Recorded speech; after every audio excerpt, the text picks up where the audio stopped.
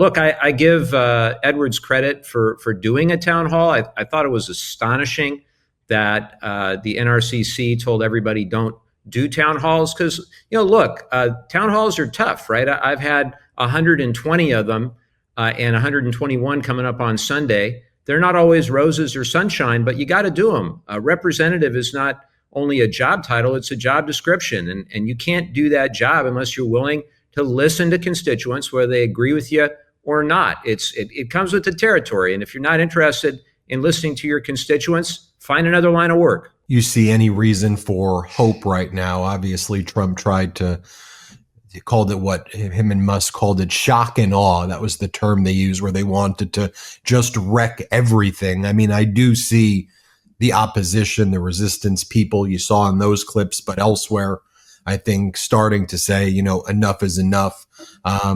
People want fighters right now. That's why I'm glad you're hosting that town hall on Sunday and you're constantly speaking with your constituents.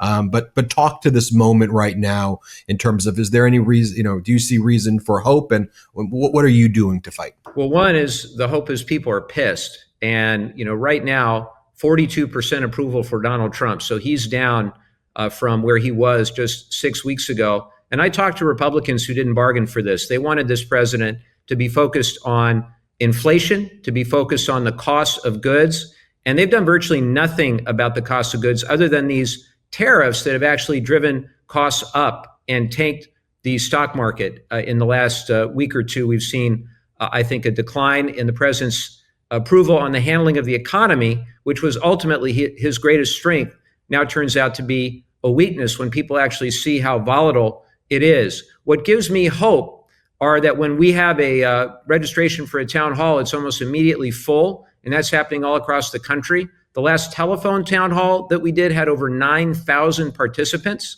What gives me hope is that House Democrats stood together and stood firm against this Republican spending scam that ultimately would just empower Elon Musk and Donald Trump. What gives me hope are the people in my communities of all political persuasions who say, don't stop fighting for us.